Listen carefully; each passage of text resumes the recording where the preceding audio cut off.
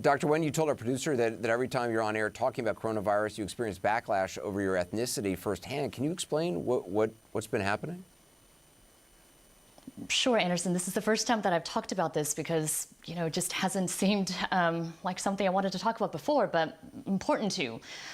Every time I write a paper or am on your town hall or otherwise I'm speaking about coronavirus and giving advice on reducing risk for people and their families, I get messages calling me a bat eater, telling me to go back to my own country, saying that I should admit that it's, quote unquote, my people who are causing this virus.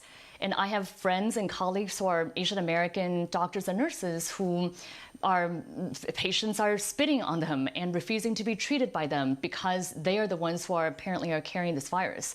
Now, all of us as health professionals, we do our jobs. We move on, we do our best, we internalize this, and we don't let this bother us as much as we can. But I think the fact is that this doesn't have to be this way.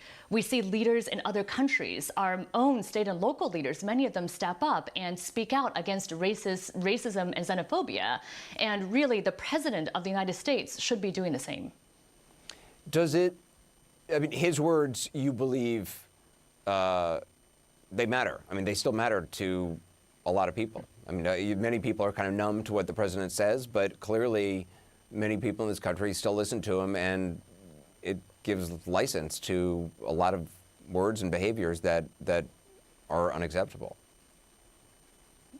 There are millions and millions of Americans for whom the president is the most credible messenger.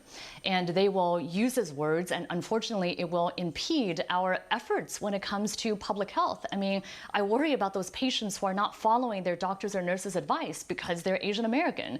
I worry about the use of these words that go against all of our public health standards. The World Health Organization has an entire committee that's dedicated to naming new diseases to avoid this fear and stigma and racism. And I wish that the president would just use the name of the virus, SARS-CoV-2, and this disease, COVID-19, that the World Health Organization and all the public health experts are calling it.